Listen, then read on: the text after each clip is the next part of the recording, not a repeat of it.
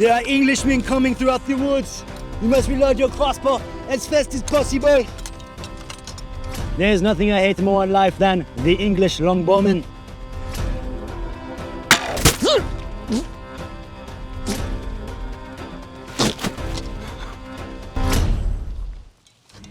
Do you have a problem with Englishmen invading your part of France? The British aristocracy always laying claim to the throne of your French king. Well, you're in luck, buckaroo, because today we're going over a medieval crossbow. Draw weight of 600 pounds. Now, funny enough, this is actually on the lower end of medieval draw weights for crossbows, but still, I find it rather interesting. Welcome back to Administrative Results. Let's dive on in. Now, gentlemen, I gotta do a quick disclaimer. I am not an accredited historian, but I am a monkey that is passionate about history. So take everything I say and do with a grain of salt. Now, the draw weight on this crossbow being 600 pounds, it requires a goat's foot lever to get it back. I've tried to do it by hand just to experiment, and it was a nightmare. We fall upon the risers, we fall upon the grass, and if we can't pull our crossbow, we'll get shot in the ass. 3, 6, 10.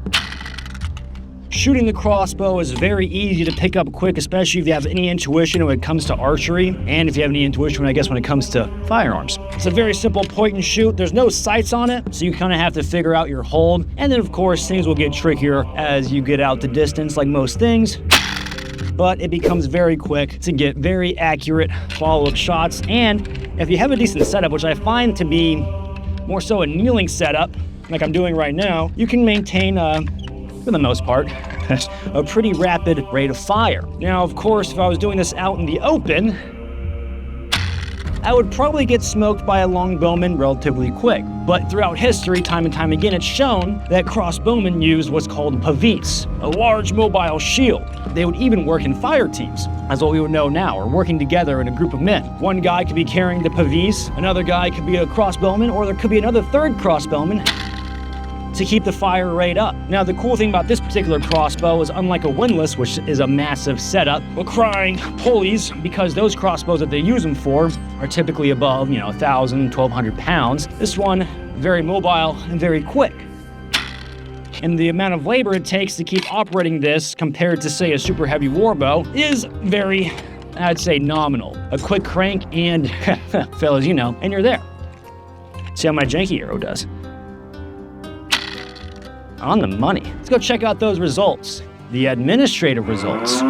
So you can see I have 2 technically flyers, and then 5 A-zone in the circle where I was pretty much aiming. These guys, just maybe a hasty pull, or I just didn't quite level my bow exactly where I needed to be. But you can see just how easy it is to get accurate follow-up shots at the cost of fire rate as opposed to a longbow. And a big thing is, I'm not that fatigued. Do you owe a heavy debt to your liege lord? I personally have owed many doubloons to my liege lord, the creditors, and I wish I had a tool like PDS Debt to help me consolidate all that down, but living debt-free is so much better. So, of course, a big thank you to PDS Debt. Debt can be most vexing, stressful, and cause a great deal of anxiety. That's why PDS Debt is here to help you today. PDS Debt can help you out with credit cards, personal loans, collections, or medical bills. If you're making payments every month and the cost isn't going down, then PDS Debt is for you. PDS Debt will take all that you owe and consolidate it down to one small monthly payment. Everyone with $10,000 or more, that is a lot of doubloons, of eligible debt will qualify, and there is no minimum credit score required. Good or bad credit is accepted. Save thousands in interest and pay off your debt in a fraction of the time. PDS Debt is a top-rated company on the Google, apparently it's a local tavern, and has an A+ rating from the Better Business Bureau. PDS Debt is offering a free analysis, and it only takes 30 seconds. So head over to pdsdebt.com/results. It should be in the description and in the pinned comment down below. And get your free analysis today. Now, the man beside me you may recognize from an earlier video. Strength and honor. Strength and honor. Mr. Dash Rindar of Garnish and Gains. Pleasure to be here. He is my ace in the hole when it comes to English Warbowmen. The man himself can pull up to 600 pounds. Wait. The man himself can pull 160-pound warbows and even more on a good day. I, however, am mainly stuck to the low 100s. But the cool thing about the crossbow is I can take something with immense power and easily wield it and put bolts on the target. All right, real quick, we're gonna get some chronograph readings with both the crossbow and the warbow. Dash is up first. 162. 163. All right, my turn. 155. We're slower. Next, we're gonna try 165-pound Warbow. 149. 153. Are you getting tired yet, English bowman? Do you weary from your massive bow weight that you have to draw? 143. Let me show you how the crossbowmen do it. I don't feel kind of slow. 152. Very consistent. And the amount of labor it takes for me to keep cranking this thing is not that bad. All right, stay down there. Put the apple on your head. One more reading for good measure. 167. All right, fastest so far. There she goes. 166. There goes my arrow. It's the British, it's the Longbowmen. Love me, King Philippe. Simple as. Now, to illustrate the ease in which it is to use a longbow versus a crossbow, I have my cameraman Colton here. Colton, have you ever fired a bow? I think once in your backyard. Have you ever fired a crossbow? No. Okay. So first off, you have the bow in the wrong hands.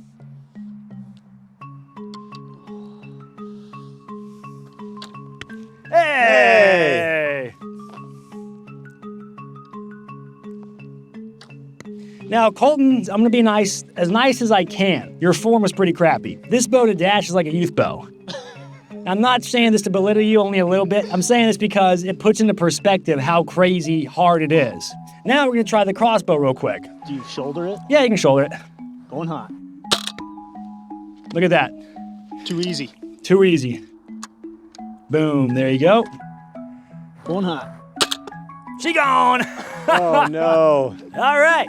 Not bad. Now, as you can see, Colton managed to get some arrows on the target, but they weren't that accurate. It's a pretty big target. We were pretty close. It was also like watching a newborn deer try and learn how to walk. It was just cute yet painful. Come on, little deer, figure it out. Now, with Colton using the crossbow, he has, as a lack of experience with these missile projectiles, he can easily put a lot of energy on target with relative accuracy. This was his very first time shooting it, and he was able to hit the target for the most part before yeeting an arrow off in the distance.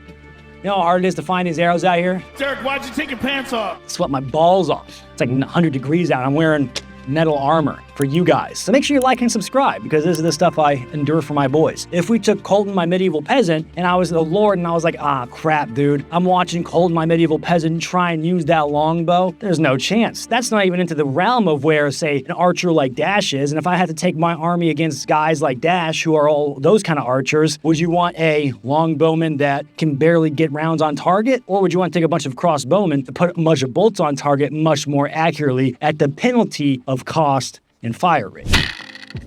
Now, another thing that I admire about the crossbow is if I was wearing much more armor, say even full plate armor, I would imagine that I could easily wield and use a crossbow. Now, why do I enjoy this idea? Well, if I take myself back to medieval Europe and I was doing knight things in full plate armor, and I was having to go maybe do a skirmish, maybe not a full-out battle where I'm expected to do my knightly duties, but I say I had a company of men, maybe some crossbowmen, some archers, some men-at-arms, and I'm leading them into the fight, looking for maybe some bandits or some scoundrels that aren't paying the king's tax. I could be in full plate armor, I could have my melee weapons on me, and then I could have a crossbow, say with a goat's foot lever like I have, and some bolts. Then I am covered in head to toe in the finest Milanese steel, fantastic melee weapons, and I have an advantage of being able to use range. So I'm a very hard target to take down, and I am pretty lethal. It's my LARP, I get to choose the special rules.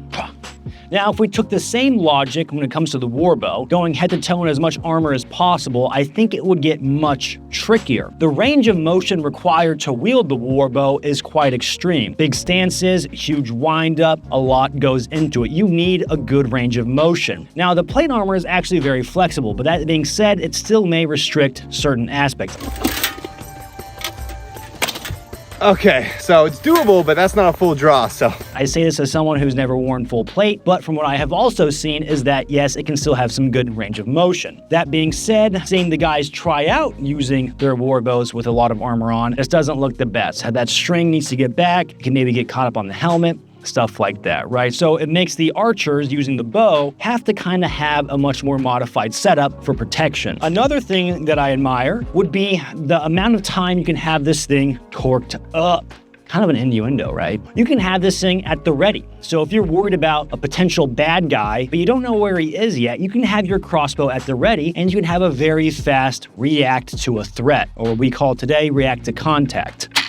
That to me is a pretty huge advantage. If you had a warbow and you're worried about a threat, you really can't be walking around with the warbow at full tilt. This isn't Lord of the Rings. We just can't do that, sadly. Unless you have elven magic. If you have elven magic, please let me know. I would like a strain of hair from Galadriel. I truly do find this stuff fascinating because I feel like with the internet, there's a lot of talk about this stuff, but a lot of people don't actually get out and try it, which is very on brand for the internet, I guess, with most topics. So I'm not really surprised. Now, AAC doesn't make crossbow bolts, which is a shame, but they are the ammo sponsor of this channel, so I want to give them a big thank you. If you're on the market for some ammo, I'd encourage you to go check them out. I appreciate those guys greatly, so a big thank you to AAC. When you look at brigandine, a lot of times you look at it, and a lot of people just think it's like a cloth type armor, right? But in the inside, you have overlapping steel plates. And this is a really common type of armor, later century for archers, and also just for men at arms that didn't have plate. It was great, it was mobile, you could pair it with chainmail and a padded gambeson. I was wearing it and I felt pretty comfy. Yeah, he was rocking the warbow and everything. I was just dying of heat stroke. So we bought Boromir from home here. It's for not paying your taxes to the king, mate. It's as good as we're gonna get for now. Tally ho! Tally ho! He's actually pretty on there, pretty solid. All right, test one, 160-pound warbow.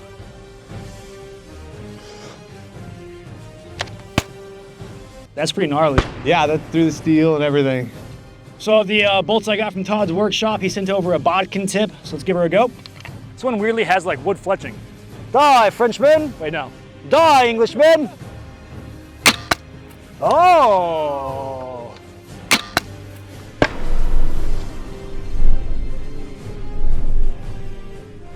I will say, yours is like more saboed. It definitely got in there. You think it's poking some ribs, maybe? I think that it's through the gambeson for sure, because it's not super thick padding, but I feel like if you had good mail, I don't think it'd make it through the whole thing. I mean, look at the head difference. That thing is gnarly. So we got, this one's not as tapered, so maybe it'll have a little bit more benefit, but this arrow is substantially heavier too. So let's see if the extra mass helps, and we can win round 2 against the 600-pound crossbow.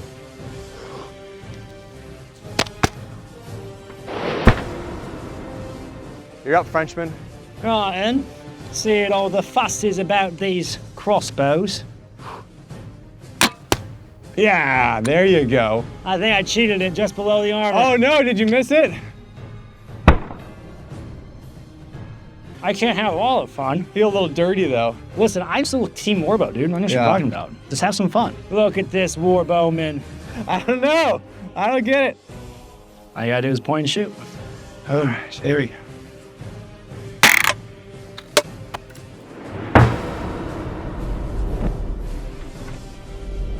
That was right for the head. That was a pretty good shot. I jumped the gun. Right here? This is you right here. That's a new hole, 100%. I hit it right here. Yeah. So that's like that compromised spot. So it caught enough in to push. No kid. I mean, I think that's where the face sits. I think that's just like a bad day. Could you imagine marching in formation, moving forward, getting that over and over and over again to the face? Doof, oh, what the, doof, oh, what the, doof, oh, doof, doof, oh. You may not be getting killed from this, but the psychological torment, it's almost like in the realm of like Chinese water torture. Doof. I kind of want to try one on the head. All right, let's do it. Ooh. It actually hit here. This is new. This is the spot right here. Yeah. So it hit there, and you can see it hit here. Because this is a 16 gauge helmet. It's like a low carbon, so it's not super heavy duty. But when you have 2 layers up there, that's gonna do the trick, you know? So. Let's do one final one at the same time. Okay, warbow and crossbow. Warbow and crossbow. I think that's a great Let's go for idea. the head. All right, let's see do what we it. can do. Let me know when you're ready, Frenchman. Ready when you are, Englishman. Oh.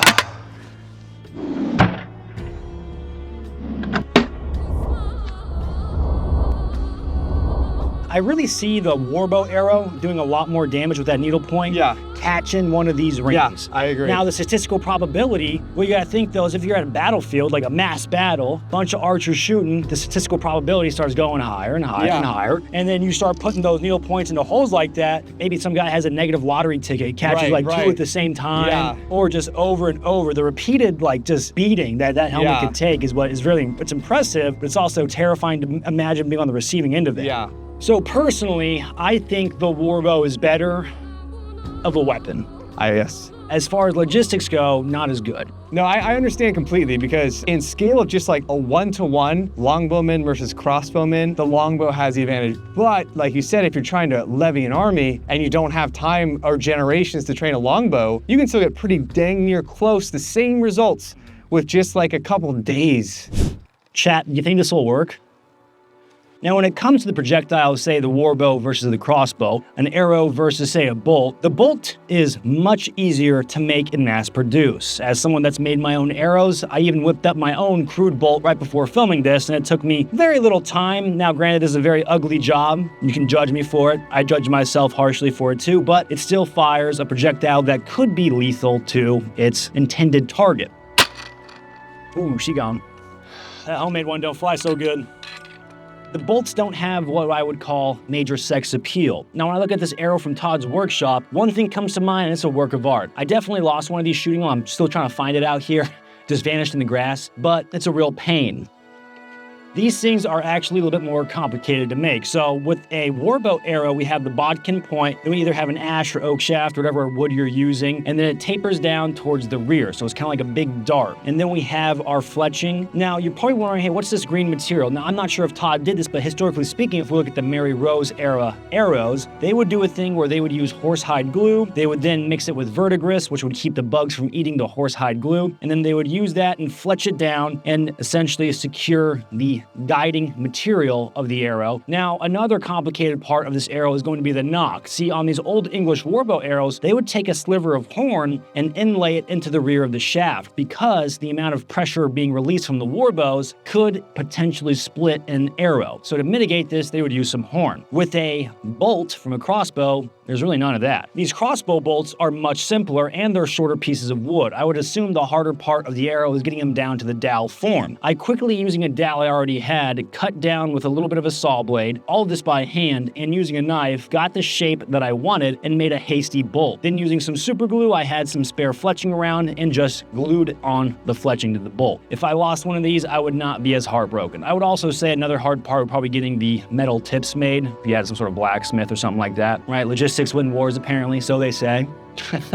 I guess. Allegedly. Now, why is this important? Well, I think of an anecdote from when Hernan Cortez and the conquistadors were going through Mexico fighting the Aztecs. Funny enough, they were still using crossbows in that era. They had some guns with them, the arquebus, and then, of course, their famous Toledo steel, but a lot of those soldiers had crossbows. Now, a cool thing about a crossbow as opposed to an arquebus of that era, especially if you're fighting like Bronze to Stone Age style opponents, the crossbow still is very effective. And it's not as weather dependent. You don't have to worry about keeping your fuse lit in a very moist, I know everyone hates that word, jungle. And the crossbow bolts can be relatively replenished very quickly. Now, of course, it wasn't just the Spanish fighting the Aztecs, there was a bunch of other surrounding tribes, and I think there was a story of Hernan Cortez ordering these surrounding tribes to make his men crossbow bolts. And he can even make more crossbows for those guys to use in theory, because they are such a simple weapon to learn. Now, historically speaking, one of the more famous crossbow units would be the crossbowmen from the Republic of Genoa. I would like to talk about Genoese crossbowmen, which would be in Italy. And it kind of speaks to me a little bit because I'm like half Italian, so I do find that interesting. I love the Warbow more than I love the crossbow, but this thing is still pretty freaking cool. So the crossbowmen from Genoa were very well renowned, and they were very sought after mercenaries. And the French aristocracy would employ them when they were going up against the English. They knew that the English had the mighty yew Warbow, so they needed something to counteract that. But the problem is that the French wouldn't necessarily employ them correctly. And what I mean by this, at the Battle of Crécy, the French had the Genoese crossbowmen at the front of the column, and their pavises that would provide them cover against the English arrows were at the rear of the column. And they deployed the Genoese crossbowmen up front. So the Genoese had to go confront the English warbowmen in an open terrain, with the English having a slight slope advantage, and it also rained before, which could have affected the strings of the crossbows at the time. So though they had a very powerful weapon, they weren't used in the right way. I would argue the same thing may have happened at Agincourt, Archers. where they didn't have their proper amount of pavises for cover against the hail of English arrows coming at them. So when they're falling back, they would yet again be run down and run over by French knights trying to get at the English. You gotta know your tactics, French aristocracy. You gotta know them. If you're going against the warbow, you can't send in your heavy knights because the horses are gonna get taken out, okay? What's a knight without his horse? You gotta have that heavy infantry with big shields if you want to take on the warbow. Lessons learned too late, I guess. Now we got guns. I believe it was even in the earlier medieval period where the Pope tried to outlaw the crossbow because it was unchivalrous. Christian killing Christian. I think he was just worried about the peasants killing knights. I mean, which is not a good look. You gotta keep the peasants in order. So crossbow kind of based? Another thing I was thinking about with like medieval combat, especially with ranged weapons, in a way it feels like high stakes nerf, because you can see your target. Everyone's pretty close in certain terms, right? The furthest out I can probably shoot this thing is 200 yards. If we're in a big open field, I can see the bad guy. I can wave to him. It's almost like when you go to an airsoft game when they're too far away, you both see each other, so you kind of meme around, you're like, all right, hey, and they're like, hey. It's kind of like that, except the stakes are of course much higher. Do you enjoy LARPing as much as I do? Well, Americana Pipe Dream has you covered with plenty of cool milsurp gear and equipment. Night vision, knives, manuals, a bunch of awesome stuff, including, of course, the most important part, milsurp clothing in their inventory. They are always getting new and exciting things in stock, so I'd encourage you to stay up to date with what they have going on their website. I enjoy those guys very much, and they help keep the lights on here at Administrative Results, so I appreciate them great. So head on over to AmericanaPipeDream.com and give them some love. Now we're gonna do a speed test of my 600-pound crossbow versus Dash 165-pound English warbow.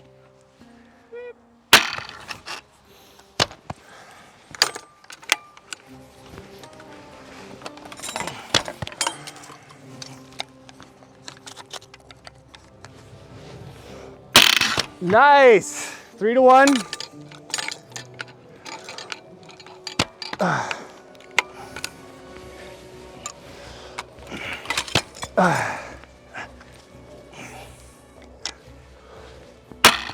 That's all I got. All right. So you got 1, 2, 3, 4, 5. 6. A 2-to-1 ratio. Now, what I did to kind of speed it up is I didn't want to have to fiddle with that goat's foot, putting it back on your kit. Because that's what I see a lot of guys do in those speed tests, is they're not trying to like run and gun. Yeah. They kind of have like a little bit of slow pace to them. Okay. I was trying to attack it from more like a violence of action, really as fast as I can, grab it, get it on hooked up, crank it back, load up, and just go. Because I can still fire from a kneeling position, so why not? Yeah. Like you can't really do that with the warbow, right, so that's a nice little advantage. So if I'm hunking behind a pavise, I can set my ghost foot up, kick it on there, hook it up, and then boof, I'm off to the races. Done. So this is my grouping as well. So even though I also had a slower fire rate, my grouping was pretty freaking tight. So that's kind of sick. Yours got off a little target. Yeah, I was like, just let go. Those heavy bows fatigue the heck out of you. They ain't easy. I don't feel as tired as Dash probably does. True.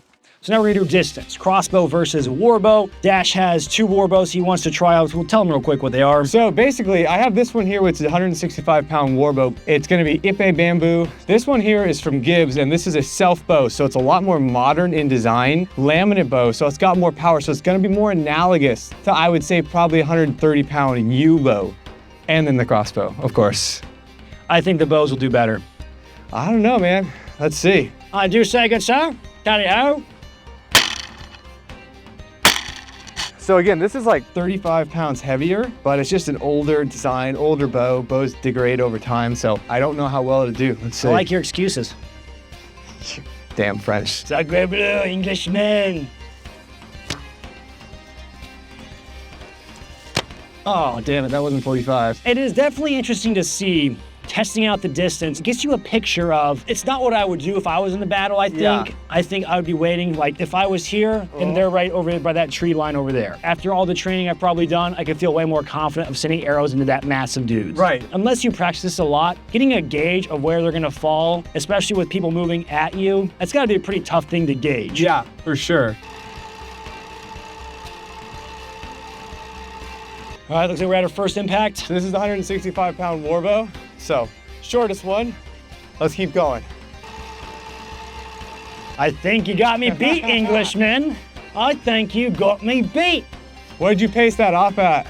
This has got to be around 200 yards easy. So this is where my furthest shot landed. That's where his furthest shot landed. That was from the Joe Gibbs bow. Yeah, How many poundage is that? that's 120. 120. 120 at 30, yeah. So it's an interesting illustration to say, okay, we have a 600-pound crossbow, and that barely gets me into the same realm as an archer who can pull at a 120-pound flat bow, the more modern style. Now, we often think about longbowmen going up against crossbowmen. Now, another interesting part of history would also come back to the Spanish. I'm fascinated by this thing called the tercio. The tercio was a ratio of men in a formation, mainly consisted of pikemen, swordsmen, and then you would have a projectile troop, say the arquebus or a crossbowman. Now, the crossbowmen offer an interesting alternative to the arquebus, where there could be a higher arc of fire and they aren't kicking up as much smoke. When you fire a black powder gun, especially on a large mass, it creates a massive cloud of smoke. Well, that can be kind of confusing if you're trying to move or work together on a battlefield. The crossbow could offer missile protection to the tercio, and the tercio men, say the pikemen and the swordsmen, can offer protection to the crossbowmen. Of course, these would eventually get phased out in favor for more arquebuses, but I think of it as another interesting example of the crossbow being used in European warfare. Also, I love the tercio. I think they're cool. POV, you've been caught revealing Vatican secrets. I feel like we have a pretty good episode going over a little bit of a crossbow versus a warbow. It's not the entire wide gambit of things to cover, right? This is just a ghost foot lever, 600-pound munitions crossbow. We don't have a windlass. We don't have the belt style. We don't just have a straight up pulley. Get lit up by mosquitoes. This is a rare occurrence for us. I feel like it's a really good test in that a 600-pound, crossbow and a 160-pound bow that's not of you. I think when they were coming out at a similar speed, and it just shows the difference in the speed versus the power and the draw weight, because the arrows are really what's going to make that difference. The mass moving fast, right? If you have two things of similar mass moving at similar velocity, it's going to be a similar result. But if you have one thing of exponentially Would you say a similar more, administrative result? He's not having it right now. it really was a good test. I was so thrilled that we did the brigandine and we got to see that it struggled against that, because so many people comment on my page and probably your page, and it's like, well, that's cheap armor. There's basically all this whining that it's like, well, if you got a crossbow, that's gonna go through that 14 gauge great helm like butter. At close range, you could go through a knight's armor. This was the first armor-piercing bullet. Right?